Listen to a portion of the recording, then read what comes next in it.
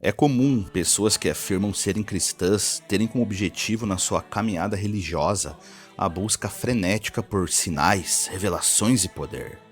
Nesse breve estudo, não irei abordar essa maneira de encarar o evangelho, embora creia que algumas dessas buscas são sinceras devido ao pouco conhecimento bíblico e outras são resultados de uma teologia mística com forte sincretismo com religiões derivadas do espiritismo.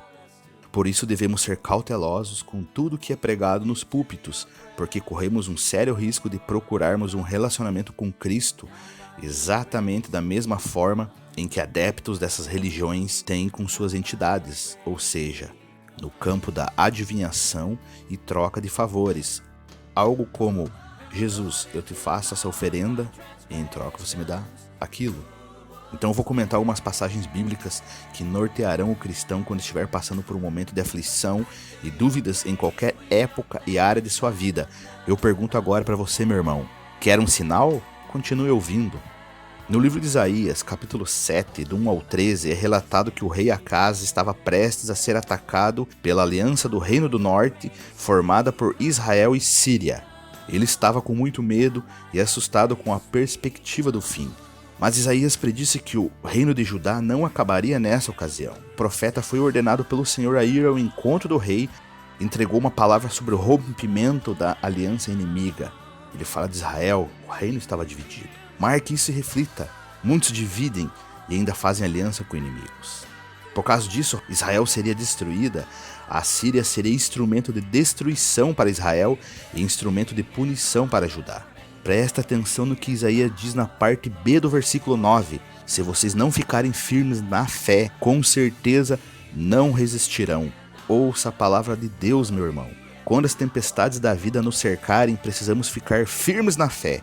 Tanto que em Lucas 22, 31 e 32, o próprio Jesus alertou Pedro: Simão, Simão, Satanás pediu vocês para peneirá-los como trigo, mas eu orei por você para que a sua fé não desfaleça. E quando você se converter, fortaleça os seus irmãos. Firme na fé. Isaías 7, 11 e 12, disse ainda o Senhor a Acaz: peça ao Senhor, ao seu Deus, um sinal miraculoso, seja das maiores profundezas, seja das alturas mais elevadas. Mas Acaz disse: não pedirei, não porei o Senhor à prova.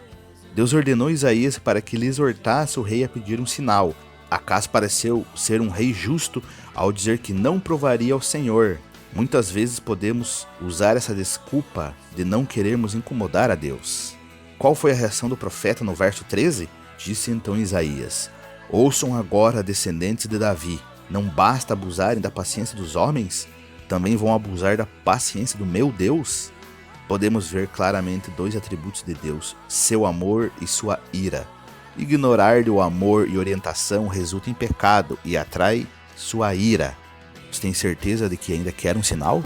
Então reconheça as consequências de escolhas e más decisões, sabendo que Deus deseja nos proteger dessas más decisões, mas ao mesmo tempo dá liberdade para tomá-las.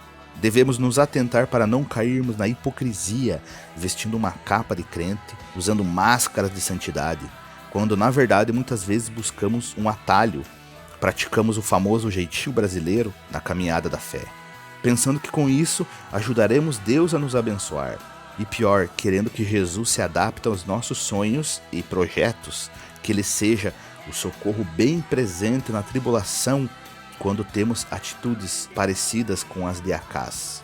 Porque vejamos, 2 Reis 16, do 1 ao 20, nos mostra que o rei fez uma aliança com uma nação inimiga para protegê-lo. Preferiu confiar em Tiglat-Pileser ao invés de confiar em Deus. Ele deu ouro e prata ao rei, o ouro do templo, deu os tesouros ao rei. Chegou até queimar o seu filho em sacrifício, imitando os costumes detestáveis das nações que o Senhor havia expulsado de diante dos israelitas.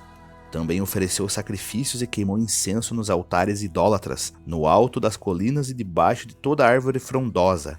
Copiou o altar pagão, modificou o culto no templo, utilizou o santuário para o benefício próprio, desprezou os mandamentos de Deus, usou o altar para adivinhação.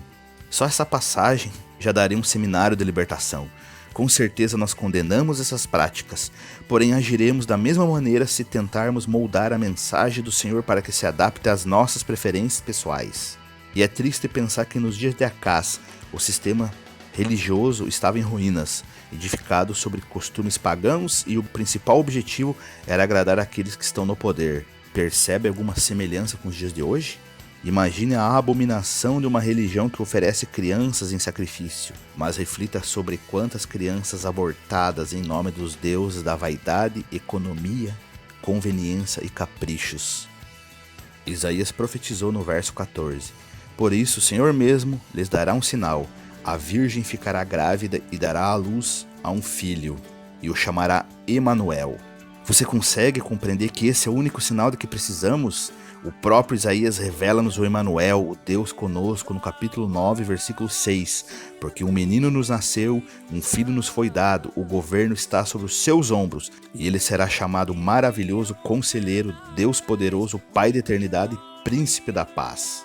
Jesus é o menino que nasceu, o Verbo que se encarnou, mas o Cristo é o Filho que nos foi dado. Não precisava nascer, pois é eterno, possui as duas naturezas, humana e divina, detentor do governo de todas as coisas, aquele que dá o conselho certo, é o Deus Todo-Poderoso, cuja eternidade é sua filha e Príncipe da Paz.